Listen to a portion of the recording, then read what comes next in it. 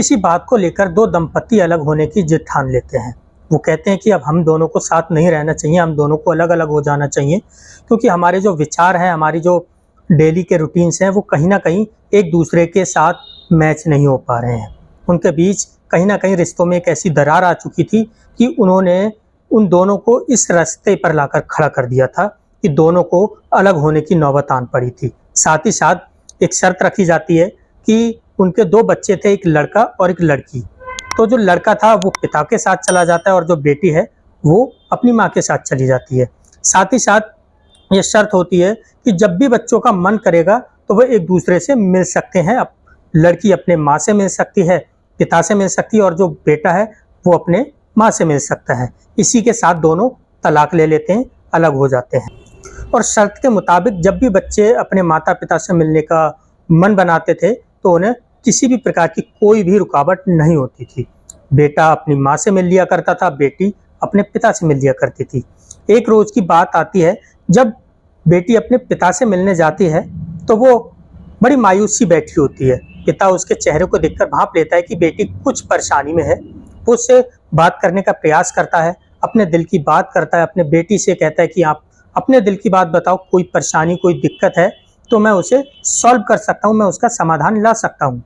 बेटी फौरन उसकी आंखों से आंसू निकल आते हैं और अपने पिता के इस बात को सुनने के बाद उसके दिल में जो अपने पिता के प्रति घृणा थी, नफरत थी, वो दूर हो जाती। वो सोच रही थी कि उसके पिता ठीक नहीं है, ठीक से बात नहीं करते, इसीलिए वो अपने पिता से अलग हुई थी। लेकिन जब उसके पिता उससे अपने दिल का हाल पूछते हैं तो फिर बेटी से रहा नहीं जाता और वो एक ऐसी घटना को अपने पिता के समक्ष रख देती है जिसको सुनने के बाद उसके पिता के पैरों तले से जमीन खिसक जाती है। दरअसल उसकी बेटी 13 साल की थी और वो तकरीबन कक्षा 10 में पढ़ रही थी। अपनी बेटी के इस तरह के जिंदगी को लेकर के उस पिता की चिंताएं बहुत ज़्यादा बढ़ जाती हैं। उसे समझ नहीं आ रहा होता है कि आखिरकार वो करे तो करे क्या। नमस्कार, आदाब, सत श्री अकाल। मैं अंकित आपका स्वागत करता हूं आपका यूपी न्यूज़ 10 में। ये सच्ची घटना है उत्तराखंड प्रदेश के हरिद्वार जिले की। दरअसल 3 जून 2025 को रानीपुर कोतवाली क्षेत्र का एक मोहल्ला पड़ता है जिसमें एक पिता अपनी बेटी के साथ अपने बेटी के दुखड़े को थाना प्रभारी के समक्ष रखने आता है।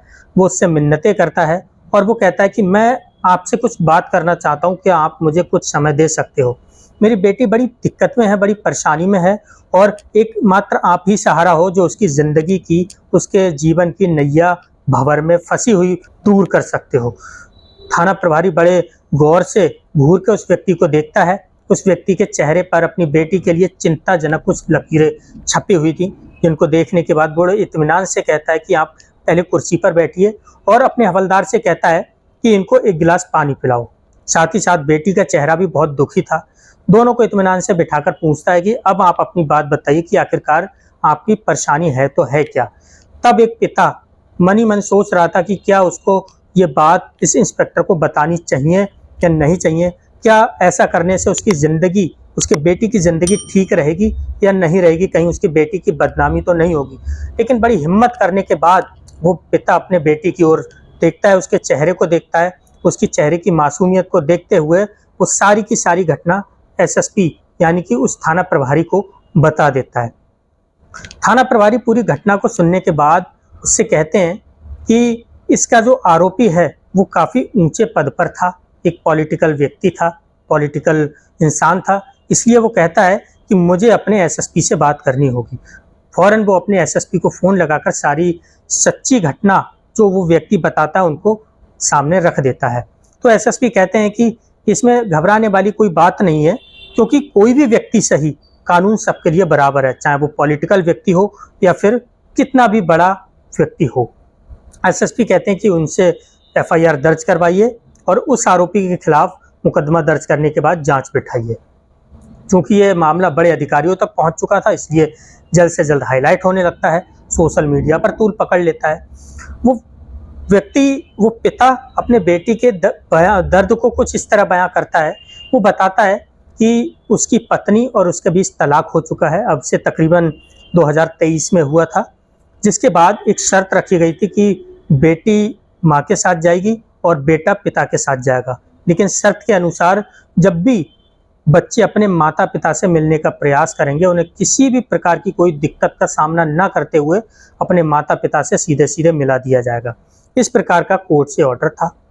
अब व्यक्ति बताता है कि उसकी बेटी के साथ कुछ इस प्रकार की घटना घटित हुई है, जिसका आरोपी कोई और नहीं बल्कि उसकी सगी माँ है। दरअसल वो बताता है कि उसकी बेटी ने उसे बताया कि जब वो उसके साथ रह रही थी तो तलाक के बाद उसकी पत्नी के किसी गैर व्यक्ति के साथ कुछ रिलेशन थे, जिसका नाम था सुमित पटवाल। सुमित पटवाल अपने दोस्त के साथ उसी महिला के साथ घूमने निकलता है। घूमने के दौरान उस महिला की जो बेटी थी वो उसके साथ थी, 13 वर्षीय बेटी थी। साथ ही साथ जब वो उत्तराखंड के हरिद्वार में घूमने जाते हैं तो वहाँ पर पीछे की सीट पर 13 वर्षीय बैठी हुई बेटी के साथ उसकी पत्नी का बॉयफ्रेंड कुछ गंदी हरकतें करने लगता है। साथ ही साथ अपने दोस्त शुभम को भी बुला लेता है। वो दोनों मिलकर के उस 13 साल की बच्ची के साथ दुष्कर्म करते हैं, जिसके बाद वो लड़की काफ़ी परेशान हो जाती है और वो बताती है अपने पिता को कि एक नहीं, 2 बार नहीं बल्कि कई बार उसकी माँ ने अपने बॉयफ्रेंड, अपने दोस्तों के साथ उस लड़की का यौन शोषण कराया, जिसके बाद उस लड़की की हालत बहुत खराब हो गई। मानसिक रूप से बहुत प्रताड़ित होने के बाद वो ठीक से किसी से बात नहीं करती थी। पहले उसका चेहरा खिला खिला रहता था, लेकिन जब वो स्कूल जाती थी तो स्कूल में उसकी जो दोस्त होती हैं, उसकी टीचर होती हैं, उससे बात करने का प्रयास करती हैं और पूछती हैं कि क्या तुम्हें किसी प्रकार की कोई दिक्कत है, परेशानी है तो हमें बताओ, हम तुम्हारी माँ से बात करेंगे, तुम्हारे पिता से बात करेंगे। लेकिन वो लड़की चुपचाप गुमसुम सी रहने लगती है, क्योंकि उसके साथ जिस प्रकार का कृत्य हो रहा था, उसकी माँ, सगी माँ जो उसके साथ करा रही थी, उसका उसके दिमाग पर, उसके मस्तिष्क पर बहुत गहरा असर पड़ रहा था। दरअसल नाबालिग बेटी थी और कोई भी बच्ची होगी अगर उसके साथ इस तरह की घटना घटित हो रही होगी रोजमर्रे की जिंदगी में, तो कहीं ना कहीं मानसिक रूप से वो बीमार हो जाएगी। तो ऐसा ही उस बच्ची के साथ भी होता है। वो मानसिक रूप से प्रताड़ित होने के बाद वो बीमार सी रहने लगती है। उसका चेहरा खिला खिला सा होने की बजाय गुमसुम सा रहने लगता है, जो कि उसका पिता समझ जाता है कि बेटी कुछ परेशानी में है। वो उसकी मदद के लिए आगे आता है और फिर पूरी की पूरी घटना वो बच्ची अपने पिता को बता देती है, जिसके बाद पिता अपनी बेटी को ले जा करके एक रानीपुर चौकी में ले जाता है, जहां पर उसके खिलाफ धारा 70/2, 351/3, 3/5, 4/2, 5/16 और 16/17 पॉक्सो एक्ट में मुकदमा दर्ज कर लिया जाता है। बेटी नाबालिग थी। उसका जो प्रेमी था, उसके माँ का प्रेमी सुमित पटवाल, दोस्त शुभम, गांव अमर सिंह, मवाना थाना, परीक्षितगढ़, मेरठ, उत्तर प्रदेश के रहने वाले थे। वो लोग आए दिन उस बच्ची के साथ दरिंदगी करते थे, लेकिन वो सगी माँ सब कुछ देखते हुए भी अनदेखा कर रही थी। वो जानती थी और पहचानती भी थी कि उस बच्ची के साथ कौन क्या कुछ कर रहा है, लेकिन वो उसे इससे कोई मतलब नहीं था। जब उन लोगों के खिलाफ मुकदमा दर्ज कर लिया जाता तो एक टीम गठित की जाती है और टीम गठित करने के बाद उन लोगों पर दबिश डाली जाती है उन्हें गिरफ्तार करने के लिए, लेकिन वो लोग फरार हो जाते हैं। बताया जाता है कि उस बच्ची की माँ अपने स्टूडेंट लाइफ से ही, यानी कि विद्यार्थी लाइफ से ही, एक पहले तो एबीवीपी संगठन से जुड़ी हुई थी, वो राजनीतिक दलों से जुड़ी हुई थी। उसके बाद 2023 में बीजेपी के साथ जुड़ जाती है, जिसमें उसे एक बहुत बड़ा पद मिल जाता है। बीते 4 जून 2025 को बीजेपी के द्वारा उसके जिस पद को दिया गया था वो पद छीन लिया जाता है।